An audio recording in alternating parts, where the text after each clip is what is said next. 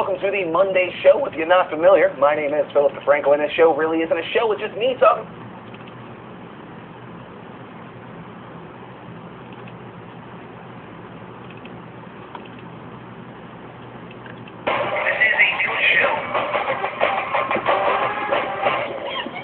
Hello and welcome to the Monday show. If you're not familiar, my name is Philip DeFranco, and this show really isn't a show, it's just me talking about some of the stuff that Madden needs to be stopping with.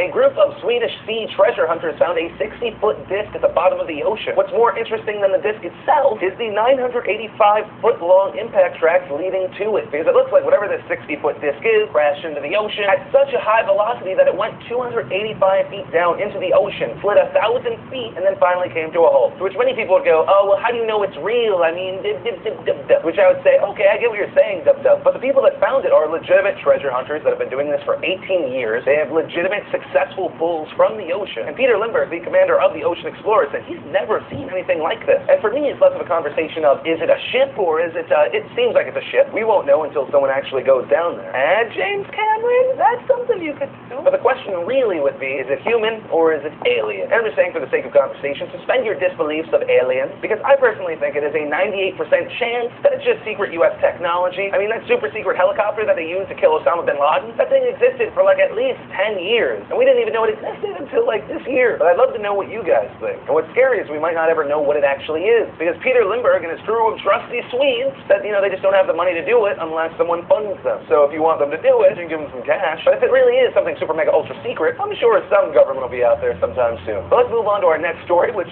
still involves the ocean, but it's about two brothers that went out on a fishing trip, you know, having some beers, having a good time. Then it gets weird, because according to one of the brothers, the other brother found this thing floating in the ocean. It contained an unknown white substance. So what did he do? Well, obviously he snorted it, because of course, if you're an idiot, that's what you do. Then the brother who consumed the unknown substance started going crazy, throwing everything overboard, including some very vital things to the engine, which left them stranded, and the Coast Guard had to go out and get them. And then about 12 hours later, the brother who snorted the unknown substance died in a hospital, which I would say crazy story, except it has to be fake. Fake.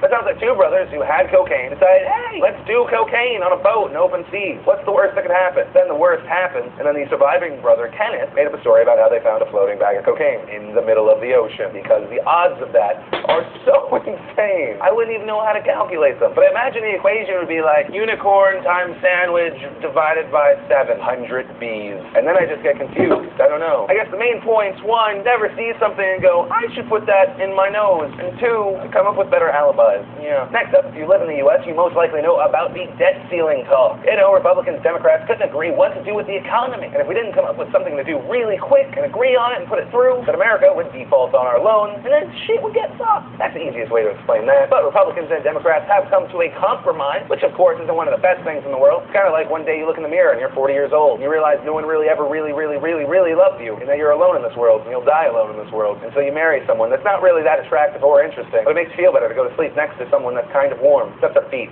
Women always have cold feet, but you deal with it, and you realize that being semi-miserable is a lot better than being miserable. That's compromise, and that's kind of what happened with this, because neither Republicans or Democrats are happy. No one got nearly anything they wanted, but we get to live another day. So here are some of the key points. There are spending cuts of $900 billion over 10 years on discretionary items, primarily education, housing, and transportation programs. Also, defense will be cut $350 billion.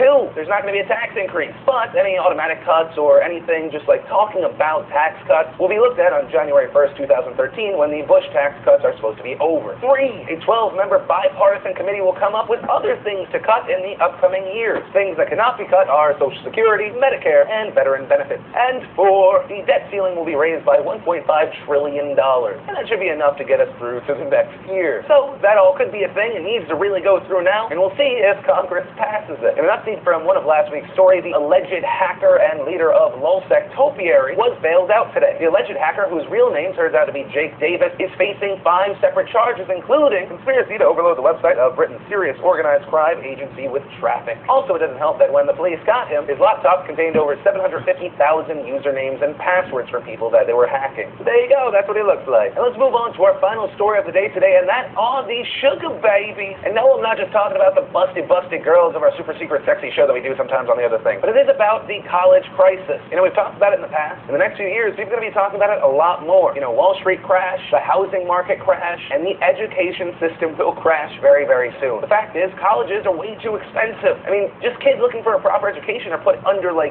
years of soul-crushing debt. And then, because the job market's not in the best place, a lot of those guys just go back to, like, being servers. There's nothing wrong with being a server. I was a server for many years. You got to keep that boat afloat. But a new thing that has come out of the college crisis is that many young college girls are selling themselves off as sugar babies. If you are not familiar with what sugar baby is, it is a very young girl looking for a much older man with a lot of money. And I mean, there are sites like this just dedicated to your casual gold-digging whore, but new sites have popped up that prey on very young and very in-debt young girls. Whereas the site owner says the young girl and the man will meet and have a mutually beneficial experience. For example, go to said man's house, wear a bikini for half a day, and then have sex with him for $500 to $2,000. And somehow that is not called prostitution, because he was just paying the girl for her time, and she just happened to have sex with him. Kind of like paying a prostitute to have sex isn't sex, as long as you videotape it for the internet. People have actually avoided that crime with that reason. Main point, I'm a little torn, because as you guys know, I think prostitution should be legalized. Not because I would like to partake, but because when you legalize it, then it's just a lot safer and a lot cleaner. The number of STDs, I think, would go down. Hey, then you can tax it properly. But ultimately, it's just a very scary situation, and is ultimately just a side effect and a crack of what the education system is doing to our country. I'd love to know your thoughts. But guys, that's really it for today. I want to leave you with a few things. One, if you're not done getting filled in, I've made some more videos for you today. Of course, the movie club, the super duper secret thing that I do that's not on YouTube. Oh god, it's sexy. And of course, a blog where I talk about my YouTube stuff. Oh, very interesting and fantastic. And two, let's give something away. And today I'm thinking an iPod Touch. Of course,